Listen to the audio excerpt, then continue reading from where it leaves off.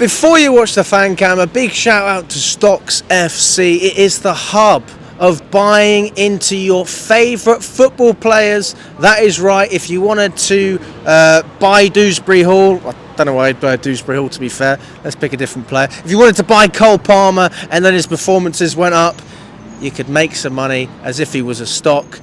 Check out Stocks FC. There's a QR code on screen as well as a link in the description. Check it out. There's a website. And let me know how you get on, guys.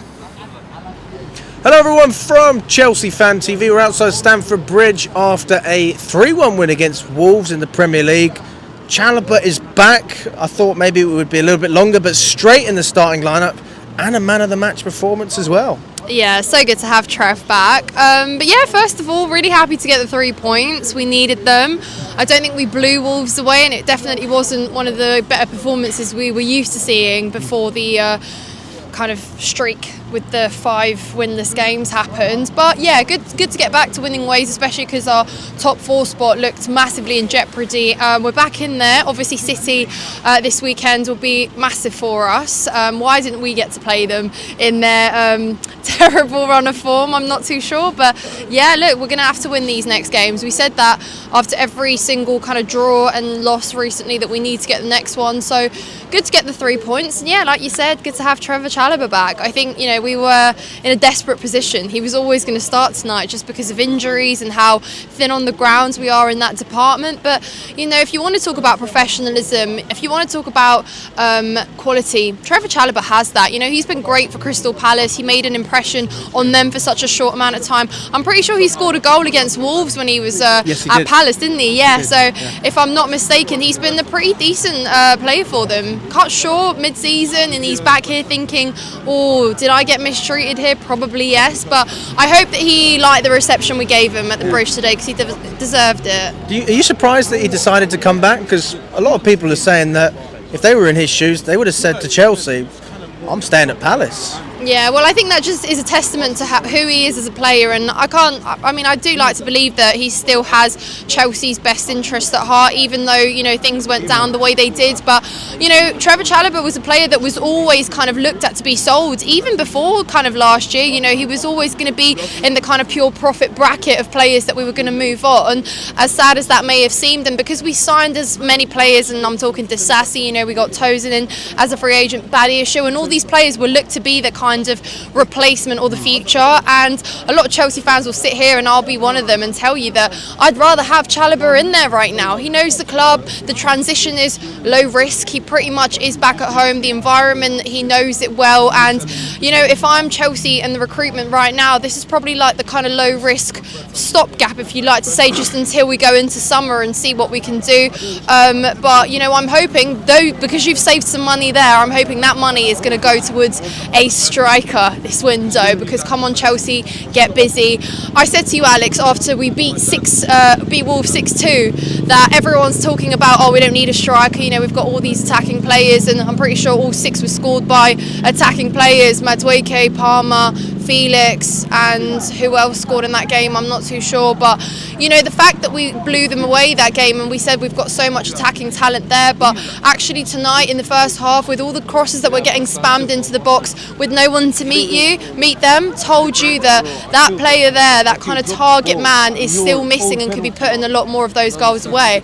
I thought Jackson, again, he looks low on confidence. He looks like he is struggling a lot, and at times he was still drifting out wide and he was carrying the ball, but then when you make that last pass, there's no one there, because you're meant to be in there, Nico. So I definitely think that we need to address that. The argument is, though, when he is in there in the box, that's not his strength, that's not his strong point.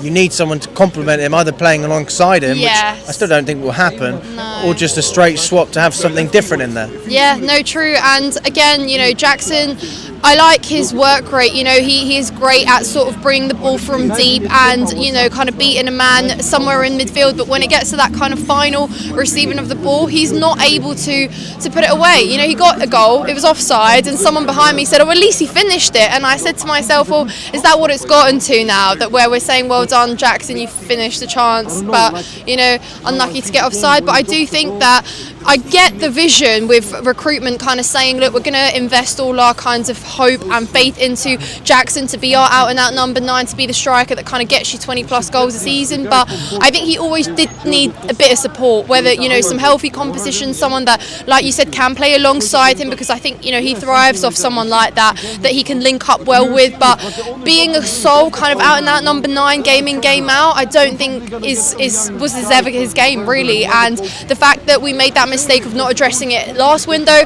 that's why I walked away from summer, Alex, feeling a little bit underwhelmed, because again, I think that we really, really needed to invest some money for a striker. Yeah, I mean, I personally don't think we'll do it in January. I don't think we'll do it, but it's certainly an option that a lot of fans are thinking about. It could be the right thing to do, but we have strengthened that defensive part of this team, which I think, to be honest, defensively, I know people say you've got to score more goals, but I think if you're better defensively, then it takes the pressure off the strikers, because you can win games 1-0 and not have to worry as much about capitulating at the end of a game. But it's not just even the defence or up top, it's also the midfield with Lavia and Enzo Fernandez out. We were relying on Dewsbury Hall in there. A little scare as well at one point with Caicedo. Yeah. Do we need to reinforce that area? And what did you make about what we had on the pitch today?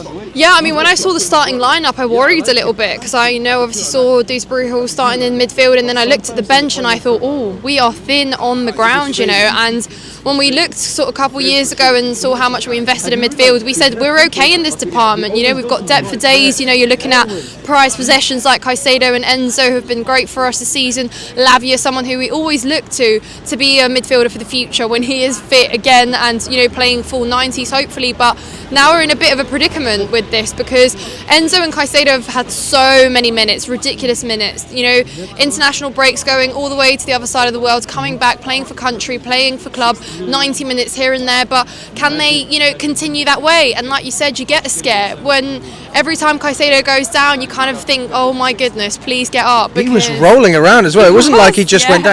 I thought, oh my God, he's going to be out for the rest of the season. Yeah, no, it was one of those hold your breath moments. But, there are options there to recall players. If we're on this sort of recalling bandwagon, well, go on, hop on it. You've got Santos there to recall. You've got Ugachukwu, who scored a goal, I'm pretty sure, at the weekend as well. So there are options there, and they have played, at Chelsea. Well, Ugachukwu more, but if we need to kind of add a little bit of depth, if we've got these injuries, then that's something to think about. Otherwise, you're left with midfield as well, lacking, and then actually you have to ask yourself, well, how much depth do we have? And then that's probably ridiculous, and rival fans are saying that you spent £1 billion and you're sitting there talking about reinforcements in every department. Well, you're just a few injuries away from really, really being thin on the ground of choice. I mean, the financials to me is silly, because we're so good at selling, it kind of cancels out a lot of the spending that we've had, and you've also got to remember a lot of these are payment plans that haven't been, we just haven't spent £1 billion in 1 year. It's £1 billion spread out over some of them are like 5 or 6 years.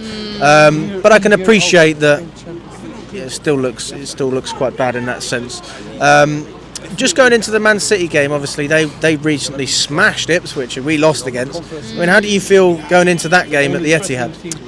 Yeah, look, like I said, any other time a couple months ago I probably would have said bring it on. Why did we play City opening day of the season here? But, this is it now, and we have to show how serious we are about our top 4 hopes. You have to beat top teams, and we know that Chelsea haven't really done that. Bar Tottenham, how much have we actually gone out there and taken a top 6 game by the scruff of the neck and shown what we can do? We haven't really, so I think that this game would be massive. It would tell us so much about Chelsea right now, and so much about where we've come. I'm sure Enzo Maresca is going to have quite a few notes that he's going to be taking into that one, knowing kind of City and having worked with Pep a little bit. But I worry because Enzo might not be back for that game as well, Alex, so we're potentially looking at a similar midfielder tonight with nothing on the bench. And when that the game is going to be difficult, and City are also kind of looking at their top 4 race, saying we want to be back in it. They're being proactive in the transfer window as well, so we're away from home. It's going to be tough. But honestly, this could be one of the most important games of the season for us because of what it means for context, because City are just below us. We're hanging on for dear life in the top 4 at the moment, Alex. We could be in and out every other game, so we really, really need to win that one. But yeah. It's not just the results though, is it? It's also the way you play. You've got to have conviction when you get these results. Yeah. Like, if I was to say to you after this game, do you have conviction based on the way we played? Like, Do you think we really deserve the 3 points? I mean, how would you answer that? And do you think we can continue that as well? Like I said, when we took the lead, I still thought it was vulnerable. In the second half of the first half, Wolves looked like they were all over us, and it looked very easy for them to kind of get their equaliser. Yeah, we get an equaliser coming right before half time, of course, and Robert Sanchez, you should have done better there, mate. And Alex, I've told you already, so I'm not even going to bother repeating myself for the people here because they know my opinion. Never trusted Sanchez when he walked through the door. I still don't trust him. And what does that tell you about our recruitment strategy in that department as well? That I'm not convinced and that I'm worried about my keeper, that I'd rather my centre-back pass into midfield as opposed to being the safe pass and playing it back to the keeper. Is that really like a safe kind of way to view your keeper? But yeah, no, I don't want to dwell on it too much because we've got the win. But Maresca is convinced with Sanchez, Alex. He said that, so what if he made mistakes? He then pulled out a couple saves in the second half, so that's worthy of him starting against City at the weekend. But we're talking about a keeper that can let you down. Yeah, okay, he drops 8 out of 10 performances every 3, 4, 5 games, but is that enough to warrant him to continue starting and being that goalkeeper there? I'm not too sure. He makes me nervous. He still does. He cuts years off my life expectancy. Is he good enough to get us in the top 4? I said that at the start of the season he could be good enough to get us into top 4 because of the way we score goals and the way we were able to score goals and how threatening we could be. But I said this, never won to challenge for a title. Categorically, yeah. But yeah, good to get the win either way. I'm happy for Correa. Clearly he's that man up top that can meet some of the crosses coming in, and obviously great with Madueke to get it. I think he was going for a shirt pull as well. I think he wanted to take off his shirt or something, and I was like, Correa. But yeah, a few things I noticed, Alex, watching the game when Tosin got the first goal. Reece James went to talk to Nicholas Jackson and said, it kind of looked like he was saying mate, heads up, you got this. And I just thought to myself, it's nice to have your captain actually back there on the pitch as well, and I thought he was great. We don't talk about him because in my head he's not been around for ages, so I'm not used to him being on the pitch. But Reece James with a good performance as well. We need our captain there. We're void of leaders, we know that, so to have Reece there, hopefully he can continue on. And you're looking at him potentially being a crucial figure if you go away and play Man City at Etihad. We've seen what he can do. If he can stay fit and continue that, then great. He's a brilliant asset. But I do want to see more from our wingers. I do want to see more from our attacking players. Get those. Where are those players that were scoring 6 a game? Bring those back. I want to see the goals come back. And I said that Neto for me is the second best crosser in the team.